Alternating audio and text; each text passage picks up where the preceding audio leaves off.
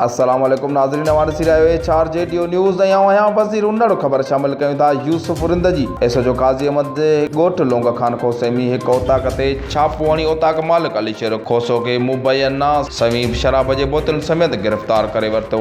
SHO Dawood Rind media के ॿुधायो त अॼु सुबुह खुफ़िया इतला ते काज़ी अहमद पुलिस नवाब अली मोहम्मद पुलिस ॻोठ लोंग खान खोसो में अलीशेर खोसो जे ओताक ते छापो हणी जवाबदार अलीशेर खोसो के विस्की शराब जो कार्टून कयो वियो, जंहिंमां 109 शराब जूं बोतलूं बरामद कयूं वयूं आहिनि। जॾहिं त SHO हुसैन लिखल पारां ज़ाहिर कयल शराब जे बोतल जो तादाद तक़रीबन 155 खां मथे नज़र अची रहियो आहे। मीडिया पारां कार्रवाई खां साफ़ इन खे ला इल्म रखण जे जवाब में चयो त असांखे मथा खां अहिड़ो हुकुमनामो मिलियल आहे।